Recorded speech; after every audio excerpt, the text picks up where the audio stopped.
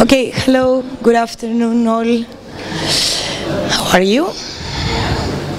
Good. So we're happy to have today with us Simon Schleicher. Simon Schleicher is an architect. He's coming from Stuttgart, from the ITKE in Stuttgart. It's great to have you here. We met like a few months back in Zurich, where I saw his work, and I thought that it is very much aligned with what we are doing here, and his feedback could be very valuable. That is also why together we will have him with us in the Digital Matter Intelligent Construction Studio. So mainly what is interesting with Simon, as it happens with all Germans, sorry, I'm kidding. No, the fact that he's working with creating bio-inspired mechanisms that then he can apply to architecture, and of course the way of doing that is it's always a very complex process, and Simon is one of the few people that is really working on a very scientific way in collaboration with some companies, and he always has some great results that could be even considered as a final product. So I think that is very important for us here to learn from you maybe, and it would be great to have you with us. Just to say that, yeah, Simon, he received his master's degree from the MIT. He's currently doing his PhD with Jan Knippers in ITKE. And he has received numerous awards that I won't read it. You can check them in his bio. But just to thank you very much for being here with us. I think we will enjoy your lecture today, but we are really looking forward for your feedback tomorrow in the desk crit meet jury thing. And thank you, Simon. So thank you, Areti.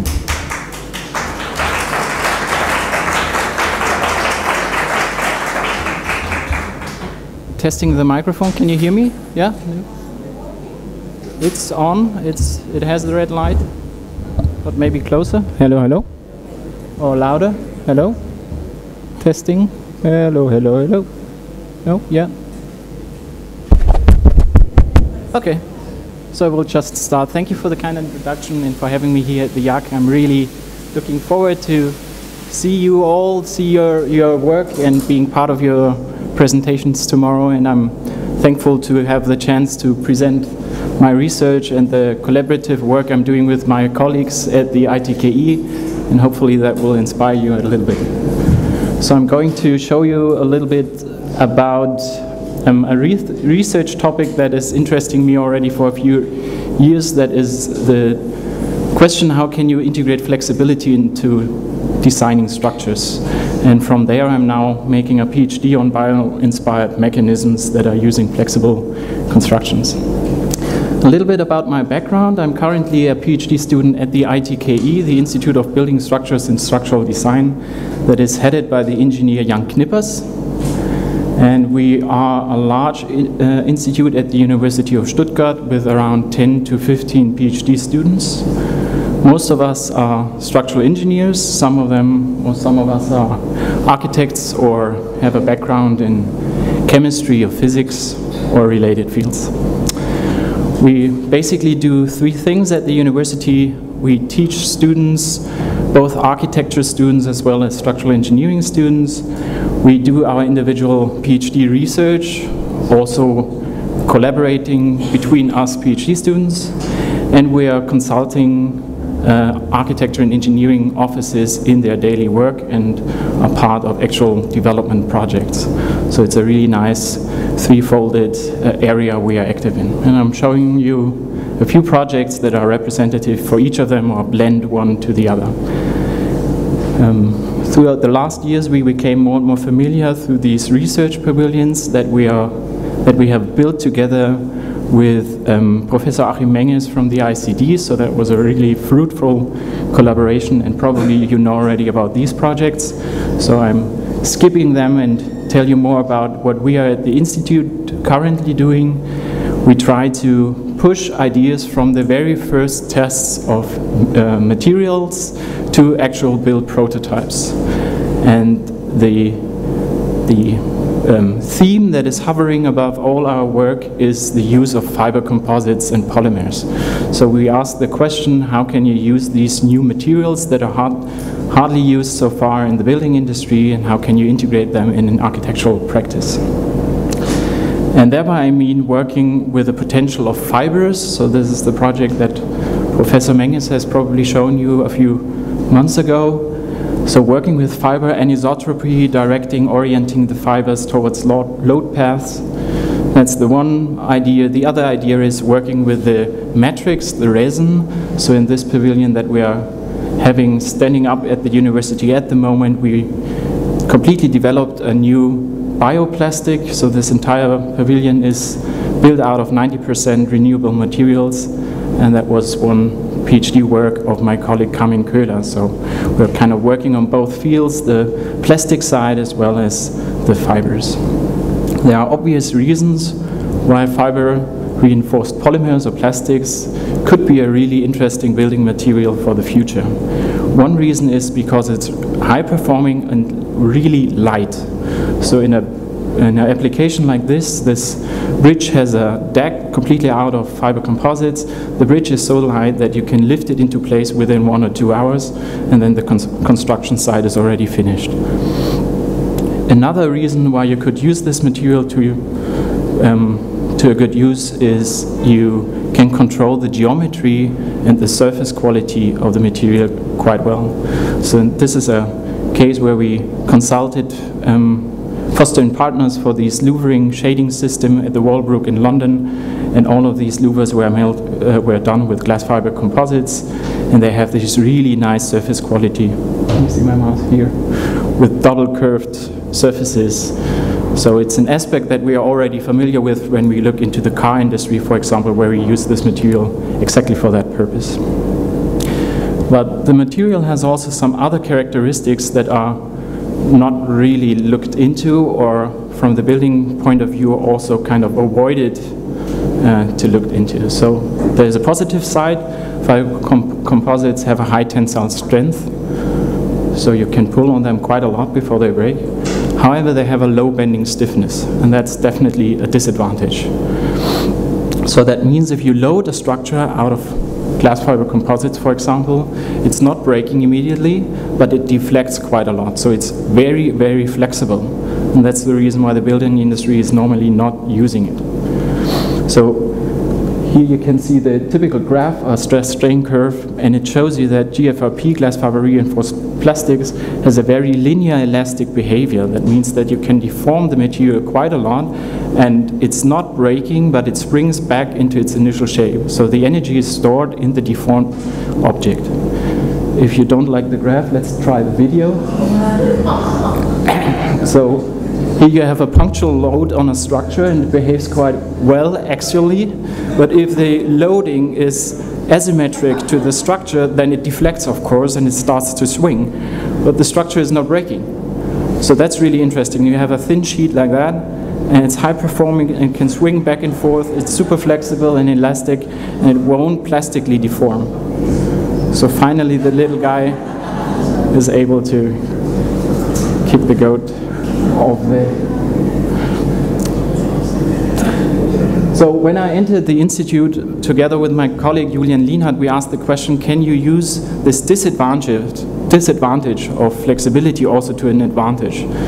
Like this pole vaulting athlete is doing. He's flexing the rod quite a lot, and he's storing energy in the deflected rod in order to catapult himself up and reach this incredible height. So other areas in the sport field are already taking advantage of this material characteristic. If you look on the records of the jumping records of athletes in pole vaulting, there's a drastic shift when they change the materials.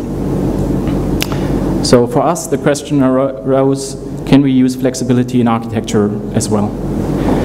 And therefore we proposed a new category of architectural or structural, a new category of structural systems, which we called bending active structures.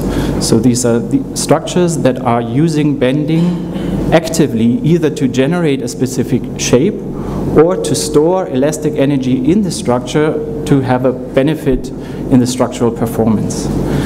So for this graph, let me tell you that engineers are normally trained to think in categories.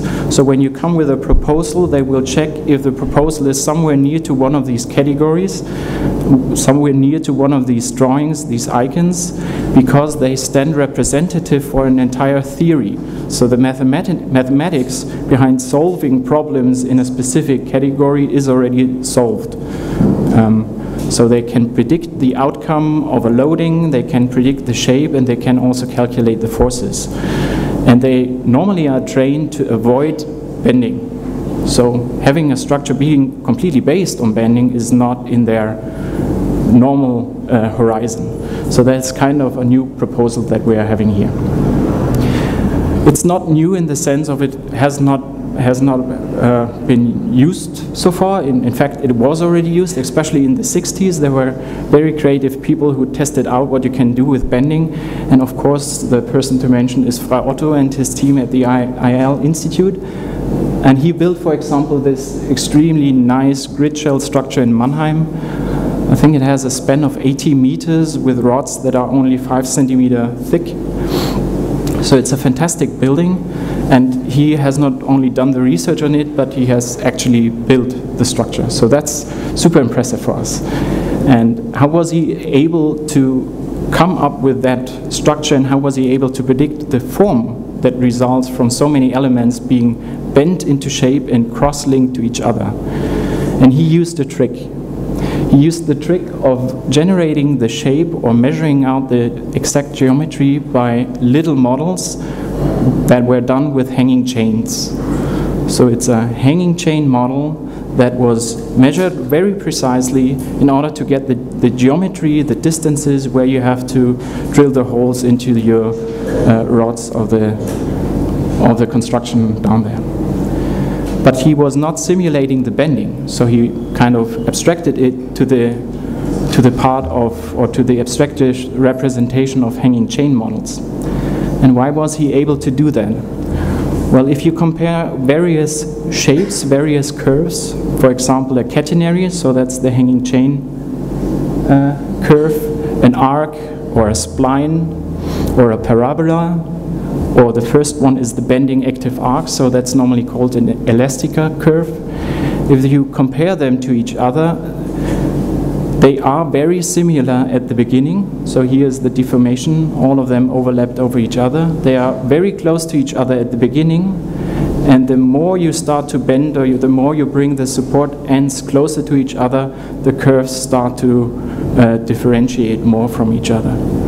If you stay within a specific ratio, however, between span and rise, so I think 1 to 3 as a proportion, the curves are nearly the same. So you can in fact simulate a bent structure by a catenary line if you have a specific ratio from span to rise.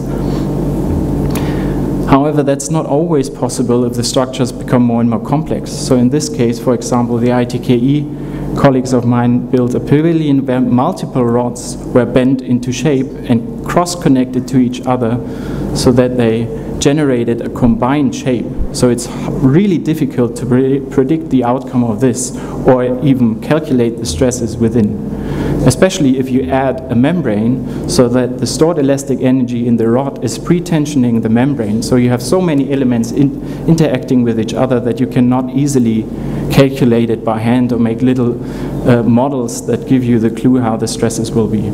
So you need different tools. And over a few years now, we are trying to develop new tools to simulate the shapes and the stresses within the structures. It started off with the work of my colleague Julian Lienhardt, who was the first to introduce that to us in the Institute, and it's now basically developed by Ricardo Lamagna, who's sitting somewhere here, over there. And what we are doing in this tool is, I'm just the lucky third guy who is able to use it first time. The other two are the developers. I'm the first user. What we are trying to do in this tool is we combine Grasshopper with Sophistic, so a parametric modeling and design tool with an FE solver. and it can create some really interesting outcomes. So when you bend a strip, for example, with these pulling lines, and you force the strip into a specific anchoring point, you not only get the generated shape of the object, but also all the stresses therein.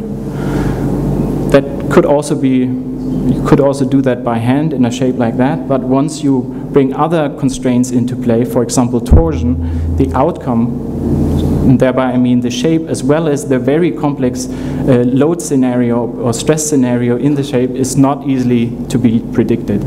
So this tool is really powerful to start to design with these bent components. Showing you a few alternations. So we are trying to build up a set of tutorials where we, together with students, are now training how to set up these models and how to design with them. So compared to the normal procedure where the engineer comes in very late and only calculates if a structure will hold or not after the design stage was already finished, we are now trying to use the engineering tools to integrate them in the design stage.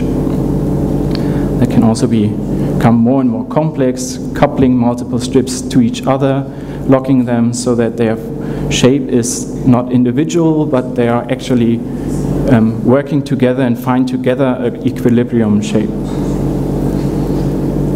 The really interesting thing is that all these color gradients are not just color, but they are numerical values, so you can also use this data and map it back to the undeflected shape and use it for optimization strategies to make the material thicker or to make it softer at some points or change the materiality from one material to the other.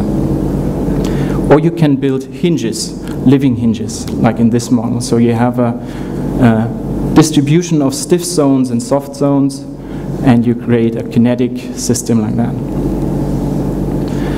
So once the tools were emerging slowly, we continued by raising the question, how can you actually design and build, construct with bending active structures? And therefore I want to show you this project, the first of the research pavilion that we did together with the ICD and the ITKE together, and I was the lucky project manager for that.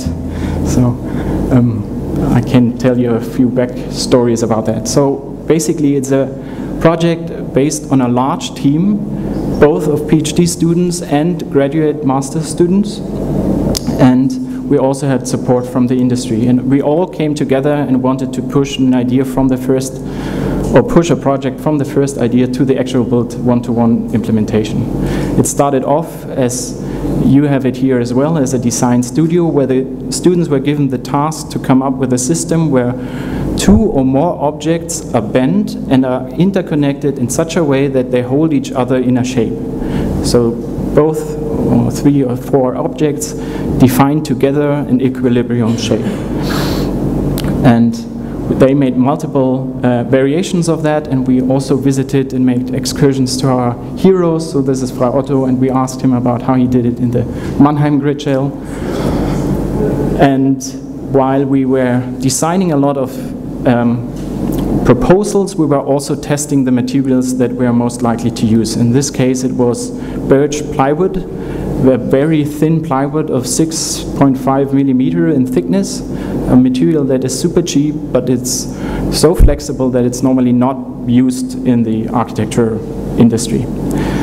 And what we did, we made multiple tests of how much can you actually deflect this plywood strip, what raise to span ratio can you generate before it breaks, how much can you push it and still be on the safe side of the material.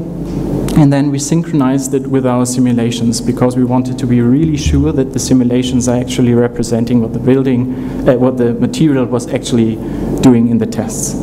And once you have the simulation kind of synchronized, you can also change the setup and test objects that were not being tested in the physical model.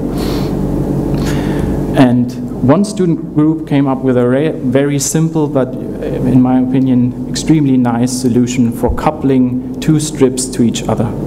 In this case, you have a red and a blue curve in the upper picture, and they are interconnected at 5 to 7 points. And whenever they are interconnected, they form a combined system where one of the strips is under bending and the other one is under pure tension. So it's basically the archery system that you, well, the bow and arch system. And this little segment is then kind of linked to the next segment on these connection points. You can abstract this geometry very neatly with the system that I told you before. If the span to raise ratio is below 1 to a third, well, when one is 3 times larger than the other, you can represent it even with a spline. So you don't need the FE simulation to come up with a shape and to measure out the distances for this arc. However, this arc is basically an arc with 7 or 6 hinges, so it's extremely flexible. So it has a weak point at this connection point. I will come to that later. The interesting thing, however, is on this all you need to define the shape of this arc is the connection point in space. So you can design the entire structure by just placing these connection points in a 3-dimensional space.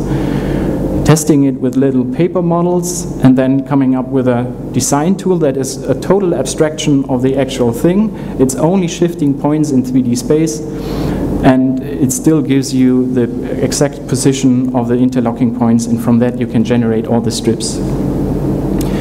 We made with the students a bunch of variations testing out the spatial and architectural qualities of this system to come up with a solution that looked like that. Here you see that these interlocking points are not on one line in the sense of on a horizontal line, but you have this wavy up and down going on, and that means that the interlocking point from one couple to the next couple is shifted a little bit, and that is shifted because it provides strength. I told you before that this coupling point is the weak spot in my structure. If they are all in a line, the entire structure will kind of fold or sink in along this created folding line. If you kind of shift them a little bit, you generate strength by this shift and you prevent this failure to happen. So that this up and down design is actually argued or reasoned from a structural point of view. Once the design was finished, we wanted to really push it further, just coming out of the renderings and the little models and thinking about how you can actually produce a structure like that and build it on site outside of the university. So we went back to the simulations and needed to really synchronize what was happening here. So here you see the system, 2 strips are bent into an arc first and then interconnected to each other to form this combined system. And you can see here that one is always under tension at one segment, whereas the neighboring arc is under bending. The FE model, to generate the system on an FE model rather than a spring model in Kangaroo or other parametric software, has various advantages. You can bring in all the knowledge that you normally, or all the content that you would also use in an engineering simulation, for example self-load, and that drastically deforms the shape. So your representation by just the Rhino or spring model system is not as the real thing compared to the FEM model. So it was crucial to get the FEM model right and also tweaking it so that you can actually design with that. So if you look in this simulations, you see that 80 strips are combined together to form a combined overall structure.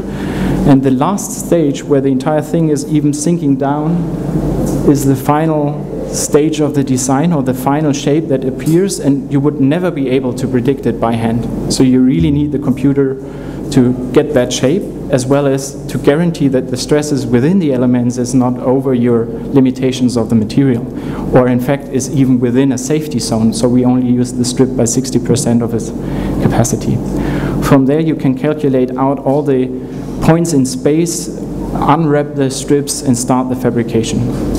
So at the end we had 80 strips out of individual segments with 500 different geometries and 1,500 different angles. So the complexity on the planning side was drastic, whereas the complexity on the building side later on was actually quite nice and was easy to be assembled. Here that was the construction drawing that we handed into the municipal department to actually get the approval for the building, and that was more or less the only drawing we had to guarantee for. And it shows you the couple of 2 strips forming a combined shape. Here you see an interesting detail point. Since these strips were 6 to 8 meters long, we weren't able to produce them in one row or in one length, so we had to subdivide them into smaller segments. And since our robotic arm, unfortunately, is not like here in the first floor, ours is in the second floor, so we have to take the elevator, and everything has to pass the elevator. So our strips had to be smaller than the elevator cabin, and that reduced the strip size to 2.50 meters or something. The really nice thing about this detail point, however, this finger joint, is that it's located at an area where the structure is only under tension. So this detail only has to perform under one scenario only. And then you can make a really optimized structure or solution for that.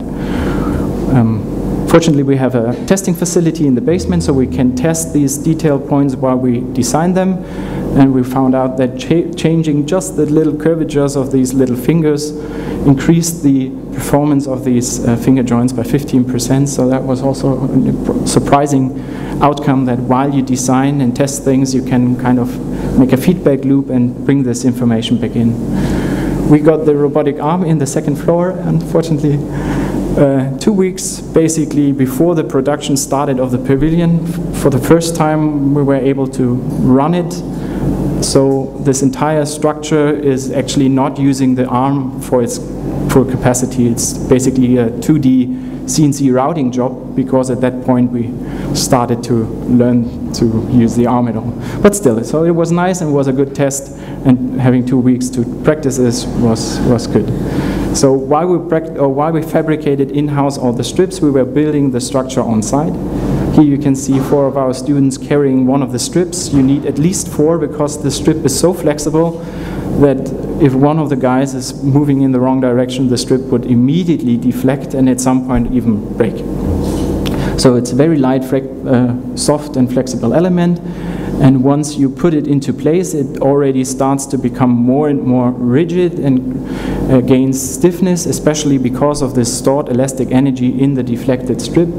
And once you close the entire pavilion, you add in the last of the 80 strips, you close the structure. It's like a basket, a pre-tensioned basket, and it gains an enormous rigidity. So the final structure was extremely rigid, and we were very impressed by the structural performance of that. So another construction drawing, the entire setup was done so that it's really simple to put it into place. You don't have to know anything about the strip or its precise geometry. You just lock it into place, and it's form finding itself into the correct space or shape. Then we tested out some variations on the morphology of the strips in order to allow light to come in or to be blocked, to generate more different appearances in the inside. Don't want to go too much into that. Here you see on the right picture, you see the shift. So all these weak points of the strips are not along one line, but they are shifted a little bit, and the distance between the shift is enough to provide a specific rigidity at that hinge point. At the end, we worked with 4 different digital models, and we had to synchronize all 4 of them, so that was a really interesting task. We had the design model that was basically handled in Rhino and Grasshopper. We had the FE model synchronized to that, the production model, which had all the information about the precise geometry and the shape in 3D space, and then we had the last model, which is a 3D scan of the built pavilion. And that's actually really nice, because how can you control the shape like that when everything is under bending? So it's not really rigid. So at the beginning, during the construction, we had these helper lines to guarantee that specific points are in space at a specific distance.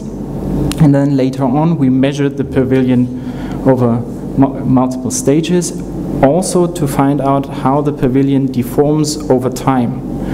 So since we used wood has a big disadvantage. It's creeping. So this means that when you deform wood, it slowly loses the stored elastic energy in the structure and conforms to its geometry. So the pre-stress in the material is getting lost over time. This means that this entire pre-stressed basket is also kind of sinking in over time. So this is the 3D scan. And then we found out at some point that, of course, it's sinking, so we expected that to happen. We wanted to find out how much it is kind of changing its shape. The interesting thing is that there is no data available. So you cannot simply open up a book and find out how much the creeping effect would be on the plywood. So you're totally lost on your own. You have to find out how it's actually performing. So therefore we had also a testing booth next to the pavilion where we had multiple strips in different bending radii locked into this frame, and put one strip out each week and measured the creeping effect. When we dismantled the pavilion, we were able to see a structure like that. You see in the shadow that the strip is all but planar anymore. So the wood actually worked quite a lot. That means that advantage, or something that we were really proud of, was getting lost over time. And the thing that we found out, especially my colleague Julian Nienand, who wrote his PhD about that effect, is that you can pre-stress a structure with a stored elastic energy. So if you bend a structure into shape and couple it to a system like this arc, it is more rigid than an arc of the exact same shape, but where you have it drilled out of a monolithic structure. So for the pavilion, we had a 20% increase in structural rigidity, which was then slowly lost over time. The other interesting aspect on these structures is that it's totally different to the way how we normally build structures, where you have nearly no redundancy. So if one element fails, the entire structure starts to collapse at some point, whereas here you have a high redundancy with 80 strips. You basically need to have cracked or broken at least half of them to get the pavilion down. So just by applying a load locally, like you can see here, is not really bringing down the pavilion as its whole structure. It's just manipulating or bringing a few local strips into this deflected shape. But once you take the buckets with the stone away again, it pops into shape again. So that's an interesting behavior that is unfamiliar to us, to have such a redundancy in the system. So here are a few pictures of the final structure. I went on in my research with the question, can you not only use bending and flexibility to make a final shape like that, a static structure, but can you also use it in a kinetic, movable device? And therefore I went to other industries and looked how do engineers in other airplane and automotive industry actually design structures for movable devices or movable mechanisms. And they are normally splitting it up into multiple parts of different materials. They link them together into a system like this, where the task is clearly defined. So you have the very stiff, rigid frame structure and the soft membrane, for example. So these are rigid elements. They are linked together by hinges, which allow for the motion to happen, and then you can span up an umbrella like this. So it's a very huge 30 meter, well, very huge umbrella. The thing is that these structures really rely on the performance on the hinges. So all the stresses concentrate on these hinges. And one of them is so expensive you can nearly buy a Porsche car from that. So this entire umbrella is extremely expensive because these hinges need to carry a lot of load, and they have to be extremely precise. Otherwise the thing is not really working smoothly. And in the way how we design these hinges or these kinetic systems, we're still thinking in the same way how we did it from the industrial area. So we have a few kind of vocabulary basic building blocks that are called simple machines that are able to transform an input to an output, normally a motion or a force to an output motion or force, by linking elements, stiff elements together. And even in today's high-tech industries, you can find these very basic building blocks. So in the airplane today that I was sitting in, you find this element, which is basically a 4-bar hinge system at work. And there are hardly any mechanisms that are based on flexibility. So why aren't there any? Or how can you use flexible elastics or flexible properties for mechanisms as well? Well, there are a few in the everyday work. So we have our living hinges in the books or in the shampoo bottles, where we already use the effects of these mechanisms. but we are not using it in architecture. Some industries are really pushing it forward, especially in the areas where the mechanical system is so small that you cannot use hinges anymore. So in these micro electromechanical systems, you have often compliant, so flexible and bending systems that are working on deforming the material rather than having a hinge. Let me show you this example. So this is a scissor out of one material. It's produced in one go. And for me, it's extremely interesting because it has the function of transforming an input to an output. On the right, you have a very large motion with little force coming from your hand. And on the left, you have a very little motion with very high force. So there is a gearing happening, and the gearing is just taking place by the geometry of the object. This is the same object. It has exactly the same features, but it doesn't have this distinct living hinge, but it's blending over the living hinge into the material characteristics or the cross-section of the structure. Same object, with a little nice feature here at the end, this spring that opens the scissor again.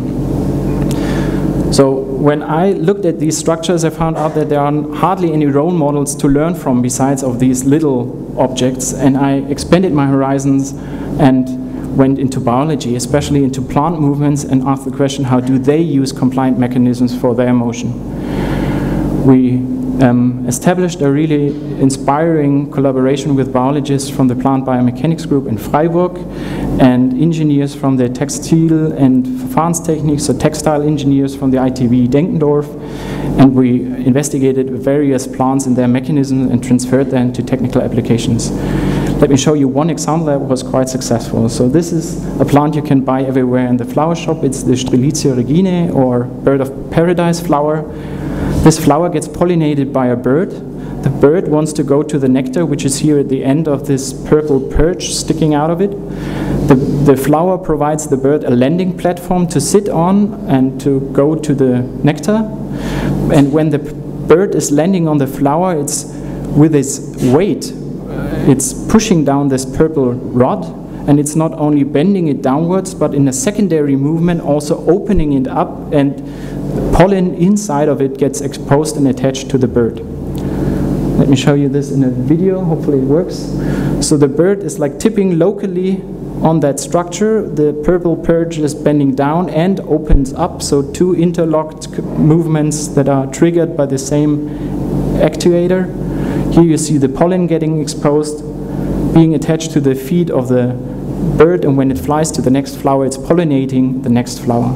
So bending is functionalized, instrumentalized to pollinate like flowers, so a functionalized deformation. We started to dissect this plant, cut away everything that is not needed to find out what are the crucial, the essential elements that define this mechanism.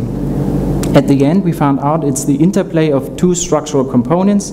You have a stiff rod that goes here vertically in the plane of the picture, and a softer lamina. You can represent it in a model like this. So you have a stiff backbone or wood rod and a softer plastic or paper lamina attached to it. And once you bend the rod, the tension forces in the lamina get so high that the lamina dodges to the side to avoid these high tension forces and flips to the side.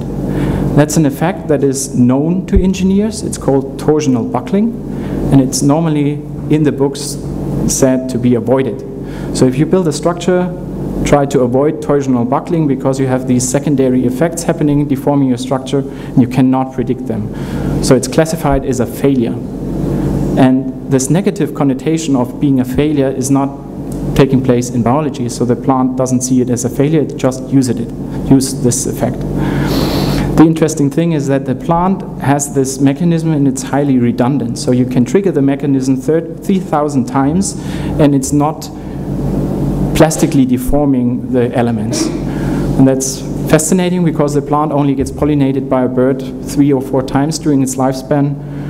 So this mechanism is highly reliable and doesn't represent what's actually needed for the flower.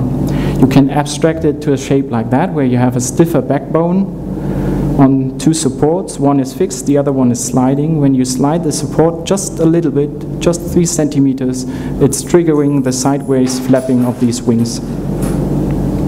So an interesting transformation of a small input, small powerful input, to a very large movement which is less powerful. Once you found this mechanism, you can also compare it to plant structures and plant mechanisms in other role models. So for example, here you have an underwater trap. It's nearly the same. It's kind of the inverse flectofin, as we call it. So it has a stiff element that is suddenly bending and communicates with the attached lamina to the side, and because of this curved fold, side wings are flapping, triggered by the bending motion of the stiff rod. You can describe these mechanisms in various ways using your architectural tools, parametric models, kinematic models, so it's just the geometrical change, or kinetic models that take the stresses into account as well. You can compare them to each other. So in this case, this mechanism is based on this curved fold. The more the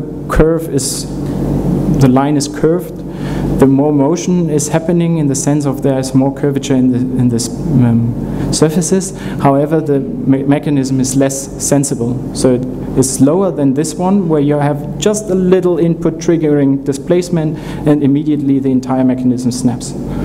You can also quantify it and find out how they behave compared to each other.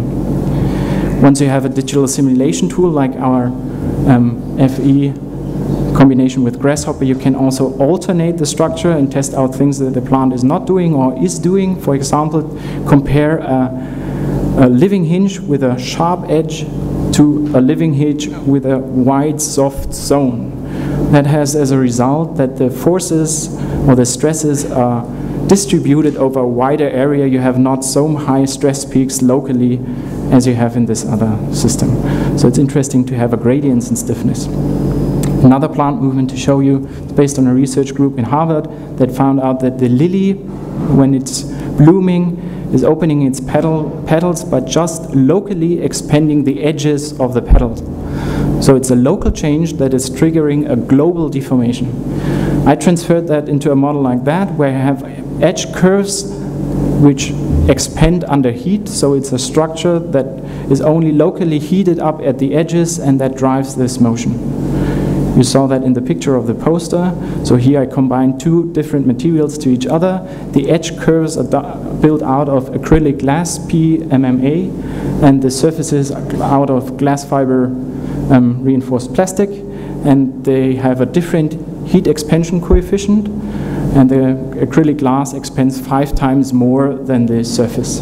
So you kind of, by a heat extension, you trigger the same effect as the lily flower is doing in the opening process. Once again, you can make a comparative study that tells you a lot about the mechanism. So even though the actuator for all these different petals is the same, so they all have the same edge curve, and they only differ from each other slightly by the geometry, their behavior is totally different. If you look closer, some of them have such a rigid and stable geometry because of the double curvature that they are just contracting here at the middle, but they are not flapping or opening up.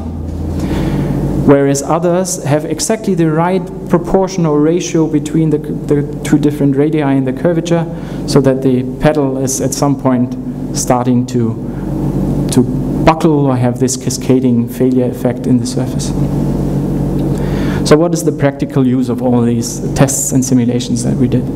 Well, it's that sometimes you find something that while doing it, which you haven't thought of before. And what we found out during the process is that these mechanisms are very flexible also in their shape and in their size. That means that you can distort or scale a mechanism like that and it's still functional. Whereas a mechanism based on hinges and rotary axes and parallelity cannot easily be scaled up or distorted in shape. So you can apply these mechanisms on surfaces like these synclastic or anticlastic shapes, and they are still operable, even though each of them is individually shaped. And that's interesting, for example, for facades, especially in the issue of shading glass facades. So I really like this picture here because it shows you the problem. You have a product that developed over 60 years and the companies are super proud of it, and it's a really good high quality product, but when it reaches the point where it has to conform to a double curvature, you cannot use the product anymore. And if you force the product to still be applied to it, you can only do it by increasing the mechanical complexity. So you introduce all these little wires and rollers to kind of get it around corners, and it's not really filling you the space, and this additional complexity in mechanics is making it so fragile that you have to place it inside the facade, so it's not shading the sun or blocking the sun outside. It's a third as efficient as it would have been outside, and it is prone to failure basically. It gets dirty all the time. So you can have a fantastic, beautiful inside space like that, but when it comes to shading, the shading device is not able to really address the geometry anymore. I tested these compliant mechanism on a shape like that, so it's an ellipsoid. You have these curved folding mechanisms, and each of them is in a different shape, but they are still opening up and can be transformed to make this opening or closing motion. You can also take another mechanism, like in the lily flower, this is the one with the two extending edges. So I have here a shindle where I have two edges that are expanding, so I tested the smallest and the largest one with the same actuator and the same material. Just extending two of the edges, it's pushing this corner point upwards and opening up the structure. Here's the flectofin, the one that was inspired by the bird of paradise flower. You only need a very small displacement at one of the support by 2 or 3 centimeters to trigger the entire system, opening up the shading device, and it can be applied to a double curved facade, as you can see here. It needs to be locally addressed in its shape. This information is then still available in Grasshopper, so you can couple it with your solar analysis tools and propose something like that. We can also ask interesting other question coming up for it. When you look here at this point at the corner, you have a stress concentration where the lamina hits the backbone. You can go back into nature. So you got first inspired by nature, then you face a problem. You can go back into nature and ask the question, how is nature kind of solving that problem of having a stress concentration where a soft lamina hits a stiff rod? And often you find fiber anisotropy where the material is really oriented towards specific anchor points, and you can bring that into your production as well. So we tested with a company together multiple prototypes and then came up with this system. Here I put this picture in because it shows you the difference between fiber composites and wood of the project before. In fiber composites you have the ability to really go into the material setup itself. So you can change the stiffness by applying multiple layers of textiles. So in this case we have 2 to 8 layers, and you can have stiffening ribbons that actually attract forces and guide them in the right direction. So how far is everything that I showed you from reality? Where does it meet the actual architecture? And that's something that was really interesting. We spoke about that before. So for us, we had this lucky coincidence that our teaching and research came together with the actual profession at a specific point, and in this case it's the thematic pavilion for the Expo 2012. It's a project that was won by the young architecture office called Soma Architects in Vienna, and they proposed this opening facade, this grill-like adaptive facade, and came to Knippers Helbig, an engineering office in Stuttgart, which is headed also by my professor, who is the ITKE head. And they asked him if he can find out a way how to actually make this proposal buildable. And he knew what research we were doing at that point and brought us in at the early stage of the project to consult, and then from there it went on in their office. When we began, we tested if we can scale up the flectofin, our product, to their proposal, and that means making the flectofin 14 meters high. So it's a 3-story building, and in this case it's a site in Korea where twice a year a typhoon is hitting the building. So you have extremely high demands on the product. But in the end, we were able to first show that this structure can be simulated, so our tools were able to represent what was going on in this deflection. And secondly, we were able to show that the mechanism itself is scalable. So if you compare the flower, which is 5 centimeters, to first prototypes, we made a feasibility study for a flectofin, which is 14 meters high. And in fact, if you make a system larger, it's beneficial, because all the bending radii, the points where it's like bending the smallest radii, are scaling up proportionally to the structure. So the stresses in that point they are getting lower when the structure is bigger. And then you have the additional advantage that if a structure is larger, it's easier to manipulate it, to fabricate it, to change the setup of the fibers or the density and so on. At the end, our proposal was too far away from their architectural design proposal, and the engineering office, Knippers Helwig, came up with a different solution that was similarly interesting. In this case, you have a strip, as like seen in this paper model. You pin it down on 4 points. 2 of them are fixed in space, whereas the other 2 are sliding. And by just sliding here, putting this finger a little bit inwards, you start to buckle the shape of the strip.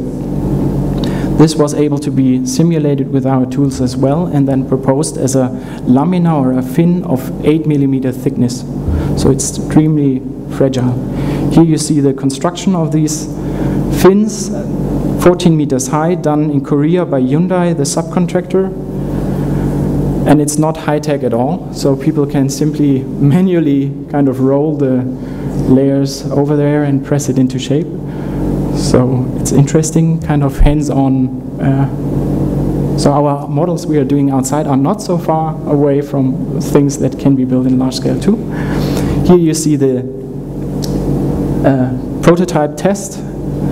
So the largest and the smallest fin of them was built, and then you have a linear motor that pushes the point a little bit, I think by 30 centimeters, and deflects the entire lamina. So while the motor and the input is really low tech, it's just a linear motor doing nothing else than a linear motion, the resulting deflection is highly complicated geometrically as well as structurally. Here you see it in a deflected state.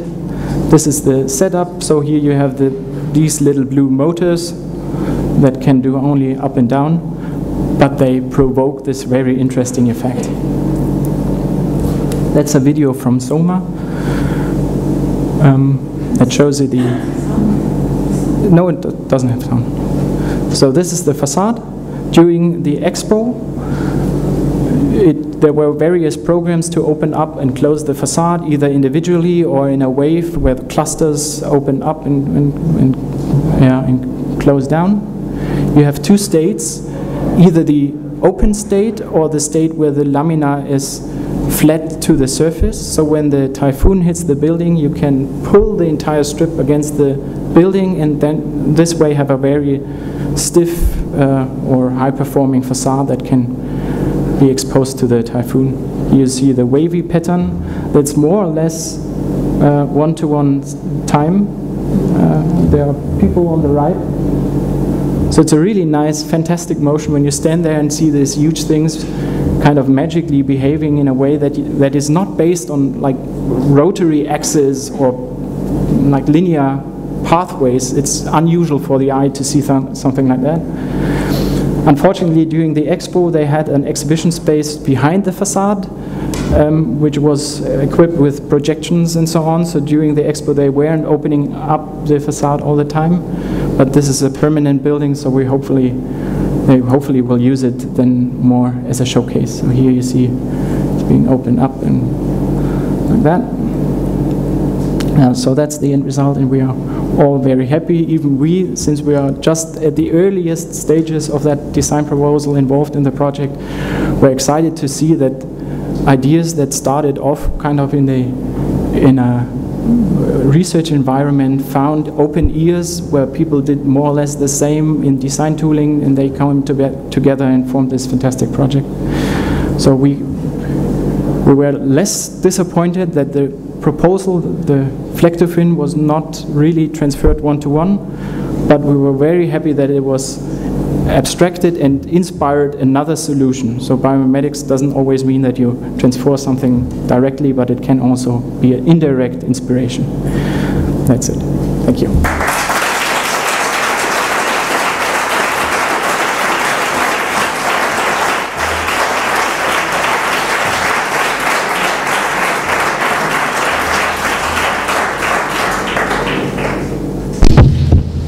Please. Thank you, Simon. Always inspiring to see your lecture. Does maybe somebody has a question for Simon?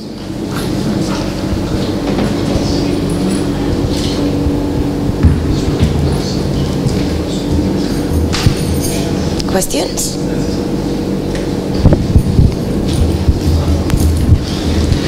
Well, very inspiring stuff. Thank you.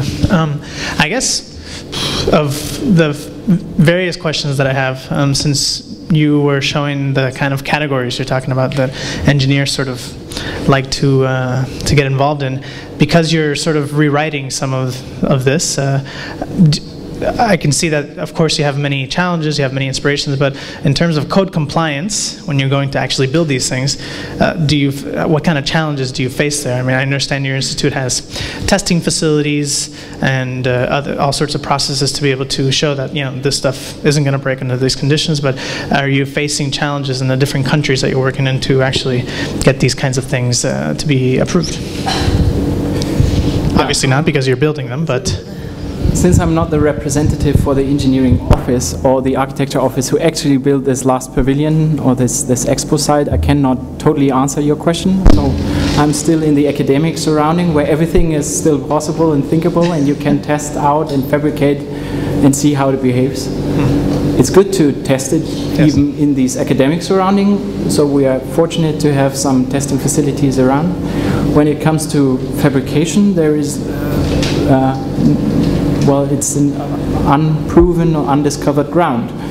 So that you cannot open up the books or tables to see how the structures perform, and it needs events like an expo where you're allowed to dare something and where also the companies are willing to take the risk in producing something new. So in this case, Expo and Hyundai in Korea really wanted to show off new technology, and they allowed this to happen. So in the normal architectural field, it's really difficult. And if I maybe jump to this one picture where, well, let me say this one, where we have a product like that, where we compete to an already existing market, where they have developed already their products or optimized them for 60 years, it's very difficult to get in. And it's probably also not the smartest move to get into that. So using this new insights and this technology to replace something that is already out there is maybe missing the point, and it should be probably moving into market niches that are not filled yet. So that's kind of why we pushed it into this direction of kind of driving around the normal pathways, and but that was really successful, and the industries became, because of that, interested, because they really know what their products can do and what they can't. And so we have one partner here, but as always, it's really difficult to bring it into a product. And maybe to answer to the introduction about pushing ideas into a product, I wouldn't say this is like the perfect story for an idea being pushed to a product and now we can all live from the income. That's not the case. But it's nice in the sense of having the scientific rigor and putting all the steps needed in between the development to show that it could be a product, and that creates for yourself a different reputation. So if you talk to sponsors or to industries, you have a different standing now that we have a patent on it and the trademark on it and prove that it can undergo specific load cycles and so on. I think what's also very interesting in your presentation, especially between the two projects that you are showing, first, which is the Research Pavilion of the ITKE, I always call it ITKE, sorry.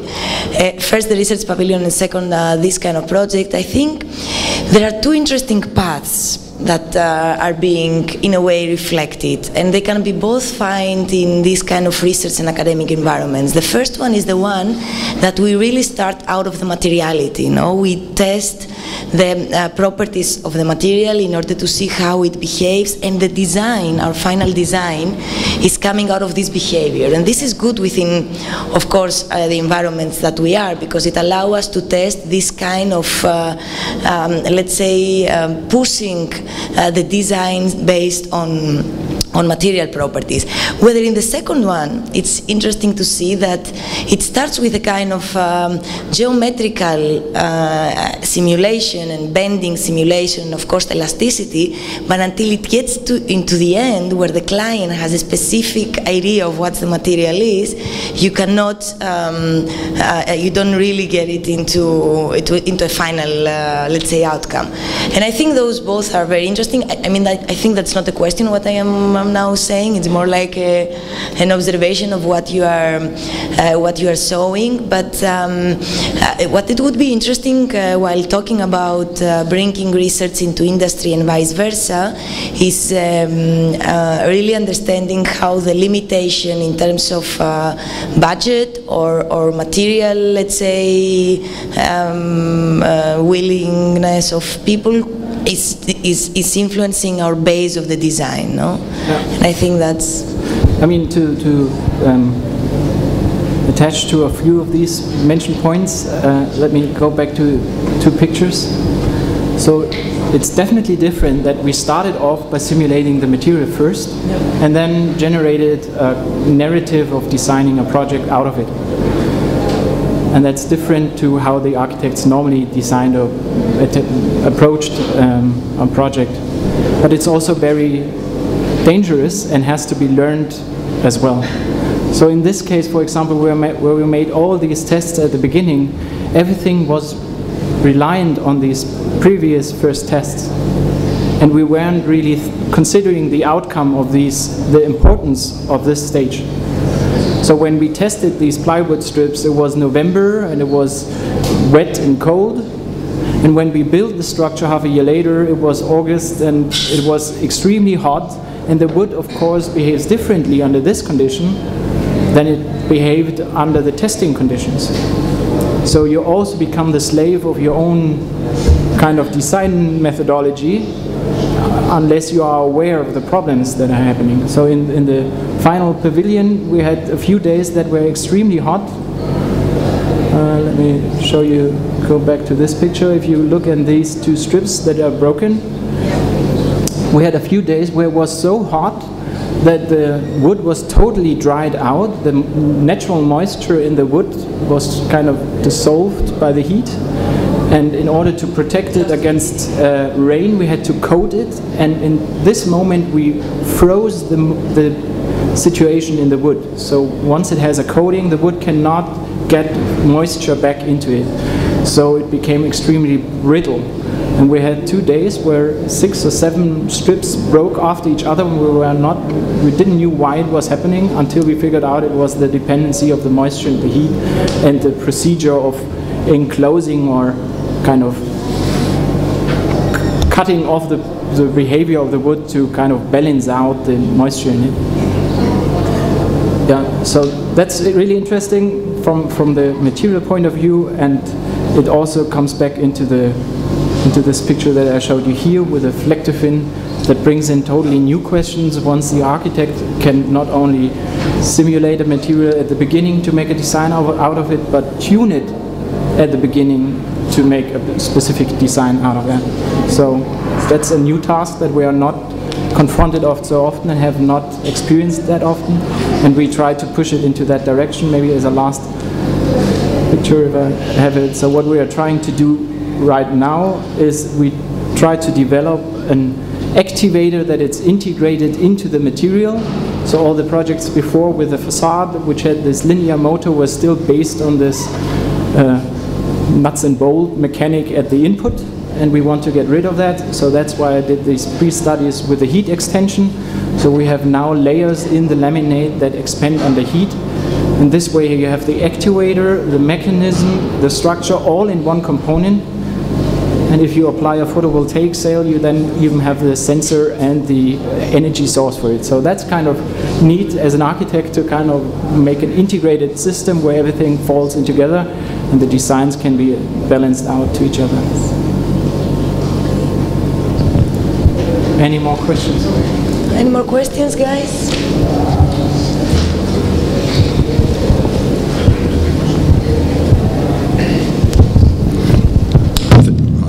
Thank you very much. Just a simple basic question. What was the driving force for the pavilion in 2010 and going for wood and not any other kind of material? Because I guess on the one hand side, also second question, fiber direction. In which direction were the fibers aligned? Like in which kind of way? Yeah, so to the first question, why wood and not any other material, especially when the last project that I showed you were about fiber composites. So wood is in a sense a natural fiber composite, but in some ways less high performing than glass fiber composite or carbon fiber composite. It has different problems, so wood is creeping, whereas the creeping effects in fiber composites are not so drastic. There it's more about delamination and so on. So why wood? Wood is really good in the context of academic research when you work with students and PhD students and you want to test something and build something on site and manipulate it and use your machines to make variations of it or cut it, whereas the manufacturing and manipulation of fiber composites is really difficult. So you cannot easily saw a laminate on the chainsaw without having all the particles and dust and they go into your lung, and so there's an entire tail of problems coming out of this other material which has to be treated, and there are companies who can do that very well. So when you go to Airbus, for example, they are not hand laminating anymore the structures, but they have these pre-pregs, so the resin is already integrated in the textiles, so it's a different way of working. But that's expensive and not so easily accessible for students.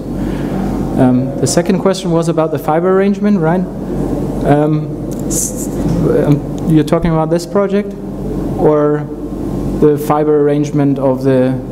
No, on the 2010. Well, the fiber arrangement in this wood pavilion was not really taken into account.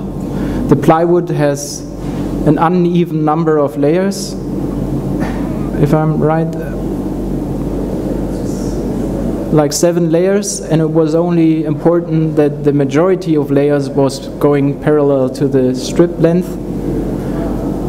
So that was the only thing taking into account about the plywood. Looking closer into the fibers and kind of using them to attract forces or direct them into specific areas is then came in later when we kind of made the fin for the reflector fin. So it's really coming into place here where we have these local scenarios where you have little ribbons and rovings, or you have edge curves that are kind of limiting down secondary buckling effects and so on. So it was more an issue in this project. Thanks. One more question?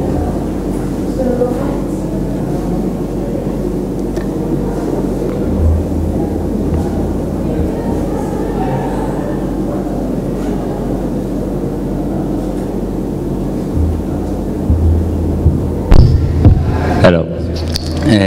I want to ask, you showed the natural fiber, wood fiber, glass fiber, carbon fiber. Yeah. My question is in the architectural industry, we are ready for, like, is the industry ready for implementation of fiber in construction, in large construction scale? Well, my driver is not to do something the industry is ready for, but rather to do something the industry might be interested in getting ready for. And I'm not the person to actually give the best answer to that, since I'm still an architect and interested in kind of creating the entire narrative from the first beginning to the end and how you could apply it, rather than solving technical problems. So that's probably, you ask my colleague Ricardo Lamagna over there, who's more going into that. I see that other industries have difficulties in applying fiber composites. So if you look into the aviation industry or automobile industry, but they are using it right now. So BMW shifted their production line towards carbon fibers. Airbus is doing that already for a while, and they're actually hand laminating their planes partially. And they face difficult problems, for example, the regulations regarding the joinings. So even though they have fiber composite structures, they are still using joints with bolts because they are approved, and we're coming from a historic background, and it's really difficult to change the games or the rules of the game regarding gluing components together and so on. So they fight a lot, and normally these industries are more they are more risking forward and pushing forward the ideas. So the building industry will probably be the last to adapt.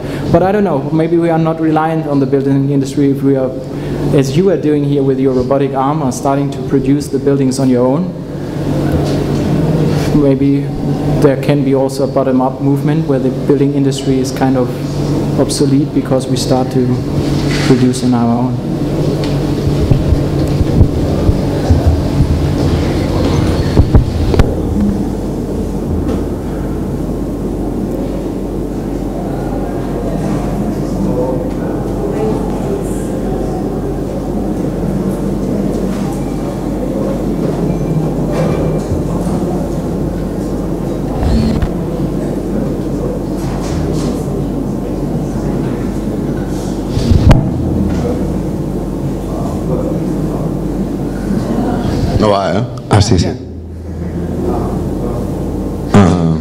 First of all, thank you for the explanation.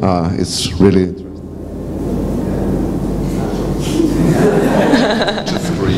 it's not gonna work. Okay. Yeah. Just one small question. I think everything is like so interesting, but the only thing I find is every time you are moving all these flaps or all these things, it's based on mechanical concepts and mechanical machines that make it. Do you have also like some line of research by doing it not with mechanical forces but with, I don't know, like different forces such as heat or humidity or things like that, and with different material properties achieve the same things but without using like a motor or something that's so direct?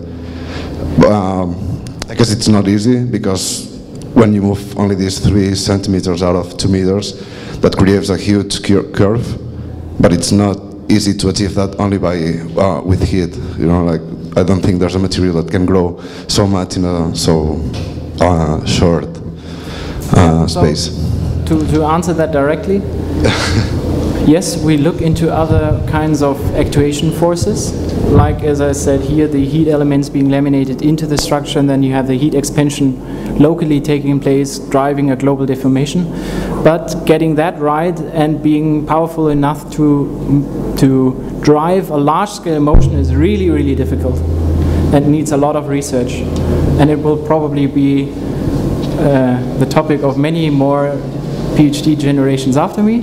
And there are others already doing it. So the colleagues at the ICD are looking for hygroscopic structures that swell under humidity and drive deformations, but then again they are not too powerful to drive a 14-meter long lamella. So in my point of view, the work we are doing is a really nice intermediate technology that might at the end lead towards integrative actuators and smart systems. But you learn a lot already on the way, and you learn how to design with it and to make your tools. So it's a valuable step, intermediate step. It's not a smart structure as you see in other presentations or other lectures, where it's totally kind of changing the property or the function without moving at all. So I'm still in the realm of looking into motion. But there are also some functions that are reliant or require motion to happen. So you cannot simply switch on and off a property if you want to have a specific effect. So sometimes you need motions. So in the airplanes, for example, these flaps and slap devices are still moving to some degree, even the experimental planes, because if you channel air, you need some kind of a way to make it. Thank you. Just to thank you, Simon. We will have some drinks now and we can have some informal discussion. Thank you so much for the presentation. Just to take the opportunity to also thank Ricardo Lamagna, that he came as well here and he will be with us tomorrow in the class. So thanks, Ricardo, for being here. If you have a question about the simulation or the bending tool or this first project with the weaving, he was project manager or one of the project team for this. So he's the guy to ask. So those are the guys behind all these pavilions that... Okay, very good. Thank you, Simon. Thank you.